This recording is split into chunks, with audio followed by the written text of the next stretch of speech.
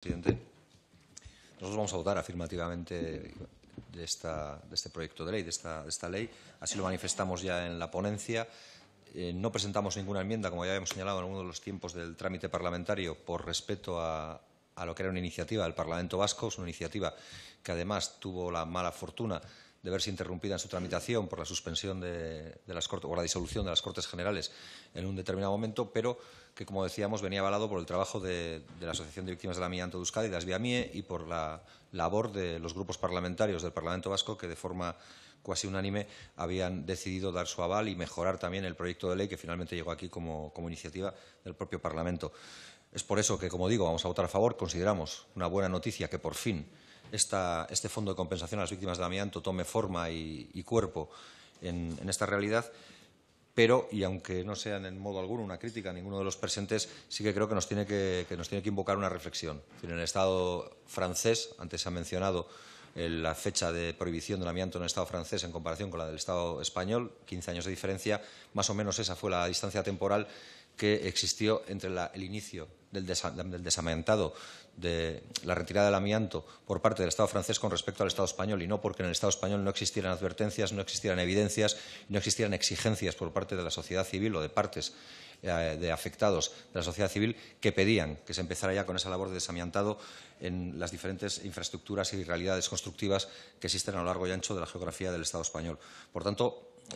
es una buena noticia. Ojalá se hubiera hecho antes, seguramente si se hubiera hecho antes también nos eliminaríamos parte de los problemas que siempre acompañan a estas leyes, que en definitiva son la creación de fondos que suponen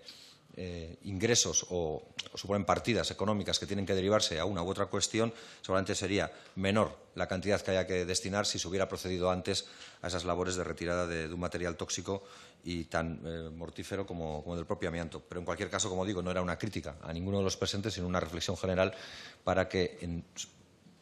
hipotéticas y previsibles o no futuras realidades que nos puedan venir también por el uso de materiales que se descubran tóxicos, no actuemos con la lentitud con la que se ha hecho. En cualquier caso, como se decía también, esta ley no es más que el punto de arranque de todo lo que hay que hacer ahora. En la propia ley se contempla la creación de un espacio, de un órgano que tiene que velar por el desarrollo y por el traslado de la ley a la realidad práctica, y yo creo que es ahí donde también tendremos que seguir estando vigilantes para que las reivindicaciones que seguramente nos han movido a todos a darle la prioridad que le hemos dado a este fondo de compensación de víctimas del amianto también encuentre una respuesta justa en lo que sea ese propio fondo. Estoy hablando de las indemnizaciones. Se oyen muchas cosas, no es seguramente este ni el tiempo ni el lugar para dar pábulo a todo lo que se oye, pero sí es cierto que preocupan algunas reflexiones o algunos comentarios que señalan que las compensaciones pueden alcanzar cuantías muy pequeñas en comparación, por ejemplo, con lo que la justicia ha venido dictaminando para aquellos que han tenido que iniciar o que han decidido iniciar el trámite judicial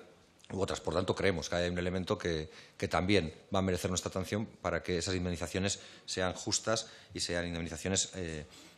razonables. Y que, en cualquier caso, si no, y tampoco se trata de que dentro del plano subjetivo las ideas cada uno determine qué es lo que es o no es razonable, nos podamos fijar nuevamente en el Estado francés, que también ya estableció un plano de indemnizaciones que creo que también para el Estado español pudiera servir.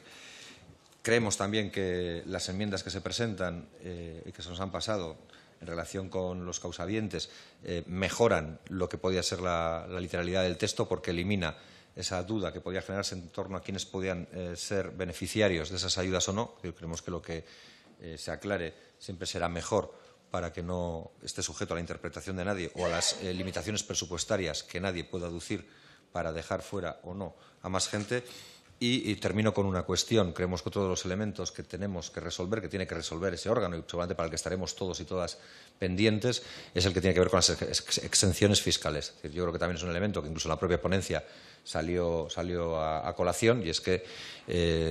lo razonable sería que las personas que puedan verse beneficiadas de cualquier tipo de prestación por ser víctimas del amianto o haber sufrido las consecuencias del amianto tengan un tratamiento similar o equivalente al que tuvieron, por ejemplo, las del VIH u otras enfermedades. Es decir, que las exenciones fiscales que se les practicaron a las indemnizaciones habidas por esa casuística se puedan también trasladar a esta realidad, de tal manera que no se genere una discriminación para las víctimas del amianto con respecto a estas otras realidades que he señalado. Pero, para finalizar, nosotros vamos a votar favorablemente del texto. también de las enmiendas transaccionales que se mantienen vivas. Muchas gracias, señor Matute. Pasamos al Grupo Parlamentario Vasco. Señor Barandiarain.